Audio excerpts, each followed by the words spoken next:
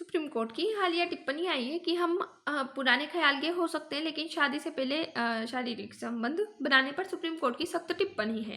यानी कि हाल ही में सुप्रीम कोर्ट ऑफ इंडिया ने एक मामले की सुनवाई के दौरान शादी से पहले सहमति से बनाए गए शारीरिक संबंधों पर महत्वपूर्ण टिप्पणी की है। अदालत ने कहा कि यदि दो व्यक्ति अपनी सहमति से संबंध बनाते हैं तो बाद में विवाह न होने पर हर मामले को झूठे विवाह के दावे पर बलात्कार नहीं माना जा सकता।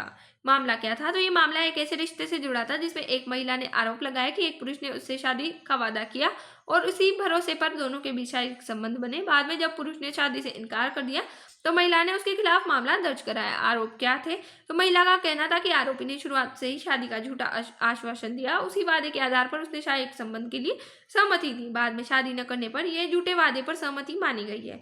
पुलिस ने भारतीय दंड संहिता यानी कि आईपीसी की धारा 376 के बलात्कार के तहत मामला दर्ज किया था। आरोपी की दलील है संबंध दोनों की आपसी सहमति से था। शादी न हो पाने के पीछे परिस्थितियां थी, न कि शुरुआत से धोखा देने की मंशा थी, इसलिए इसे बलात्कार नहीं माना जा सकता।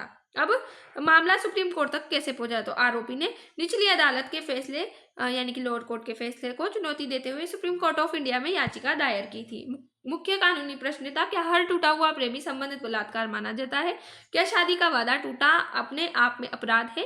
क्या शुरुआत से ही आरोपी की मंशा धोखा देने की थी? इन्हीं सवालों पर सुप्रीम कोर्ट ने विस्तार से सुनवाई की और सहमति और धोखे के बीच अंतर स्पष्ट किया, यानी कि इंटरप्रिटेशन की है। सुप्रीम कोर्ट की मुख्य टिप्पणियां है कि इस मामले में सहमति से और झूठे वादे के बीच स्पष्ट अंतर करते हुए महत्वपूर्ण बातें कही है। सहमति और धोखे में अंतर, यदि दो व्यक्ति अपनी सहमति से रिलेशन बनाए तो केवल बाद में शादी न होने से उसे बलात्कार नहीं माना जाता, लेकिन यदि शुरुआत से ही शादी करने की कोई मंशा नहीं थी और केवल शारीरिक संबंध बनाने के लिए झूठ बोला गया तो यह अपराध हो सकता है।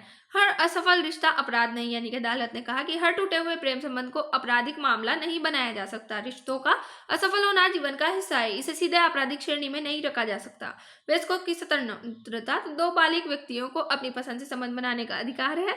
कानून का उद्देश्य नैतिकता थोपना नहीं, बल्कि अपराध और सहमति में अंतर तय करना है। कानून का दुरुपयोग रोकने की आवश्यकता है। कोर्ट ने संकेत दिया कि कभी कभी रिश्ते टूटने के बाद आपराधिक धाराएं लगा दी जाती है, इसलिए हर मामले में तथ्यों की गहन जांच जरूरी है। हम पुराने ख्यालों के हो सकते हैं, लेकिन न्यायालय ने कहा कि भले ही समाज का एक वर्ग शादी से पहले संबंधों को सही न माने, लेकिन अदालत का काम व्यक्तिगत नैतिक विचारों के आधार पर नहीं, बल्कि कानून के आधार पर निर्णय देना है।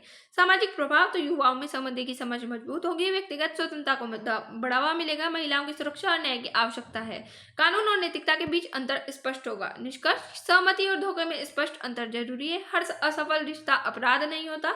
न्यायालय का उद्देश्य है न्याय करना और संतुलन बिठाना। जय हिंद, जय भारत। Thanks for watch.